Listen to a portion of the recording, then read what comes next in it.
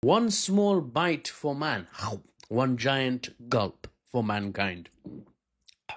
China just achieved a seemingly trivial milestone in the space race between the two great powers of our age. Did you hear me gulp, by the way? How good is this mic?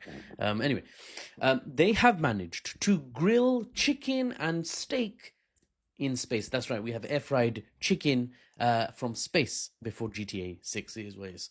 The chicken was fried on the Tiangong space station. Fun fact that many people don't know, the International Space Station, the ISS, led by the United States, has excluded China because China wanted to join the space program over a decade ago.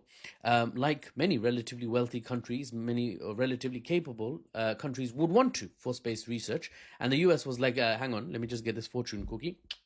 Oh, let me just read out what it says there. Nah, due to national security reasons. Sorry, brah. Fortune cookie said nah. So China basically said, okay, screw it. I will do it myself. And they launched the Tiangong. Now, in many ways, the Tiangong and the foundational technology used on board is already ahead of the US in terms of technology compared to the International Space Station. And that's not even mentioning that the Tiangong is small and awaiting further modular expansion. It's nowhere near its full capability, whereas the ISS has been floating or orbiting, I should say, in space, or falling technically, for several decades now. Falling as in anything in orbit is technically falling. Sorry, I don't want to get sciencey. For decades it's been there. So the ISS was the first. Yes, it was cutting edge for its age. New age, Tiangong is where it's at. And I'm not just talking about the best noodles. I'm talking about grilled chicken as well now, apparently. Space grilled chicken. The ISS is due to be decommissioned in the next 10 or so years. Tiangong, nothing like that. Now, chicken is not really important for geopolitics, but I mention it here because it's a perfect depiction, really, of where each of the two great powers of our age are heading. The falling star on the world stage is preparing for decommission, coming back down to Earth after a long while in the flipping heavens, while the rising dragon is expanding, is looking forward, is rising higher, looking ahead and achieving milestones, great and small.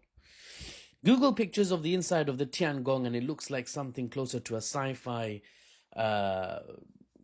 film series like Foundation, or what was the other one that I liked? The Expansion.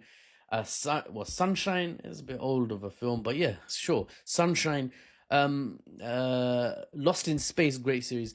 Hollywood shows, American astronauts in those settings, in cutting edge stations that you can walk through because they figured out, artificial gravity. China seems to be getting closer and closer to that in real life. They're the closest country so far, in that race, if it is a race. Some people are saying while America is focused on trying to expand its capabilities in the Caribbean, and domain expand their way into flipping Venezuela, Colombia, wherever, China's busy expanding their domain too. Yeah, sure. Yeah, their influence in space. Bruv, they got meat being grilled. Floating meats being grilled, bruv. Do you know how juicy those chickens must be? The fat cannot drip out. There's no gravity. Everything stays right where you left it. For me, personally, though it sounds like I'm really interested in the food, for me personally, though, my interests lie in seeing how the great powers are advancing in their various domains of technology, the breakthroughs they make, and how anything and everything in America and China, by and large, is likely to shape the world for all of us as we all head together into multipolarity, for better or worse, as we all continue into Cold War 2.0. If things get particularly hairy, as we all go into World War 3 together. Wear something nice if it's your first World War, as I say.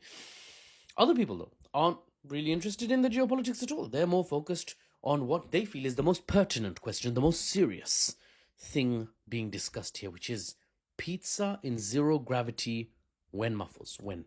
Because think about it. Pizza with cheese and toppings that don't slide off because of gravity.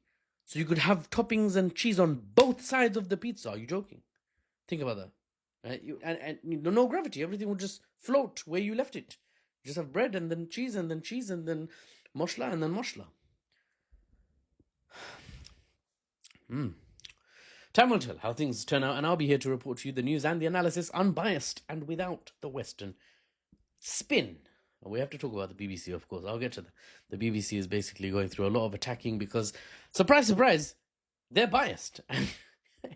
And And it took Trump to call them out. Do you know how bad it has to get for Trump to call you fake news? And it's actually legitimate, that claim. We'll talk about why. We'll talk about what the heck went on. They basically edited a clip in a way that's so shameless. Like, I literally, as an individual sitting in my box office with no journalistic credentials, no way would I edit a video in that way, butcher the context, and not even add like editing flashes to make you understand that there's been a jump. They just BBC Panorama. Who's still paying TV license? Anyway, I'll see you on the next one. I don't want to drag this out more than I've already dragged out. Support my work somehow. Thank you.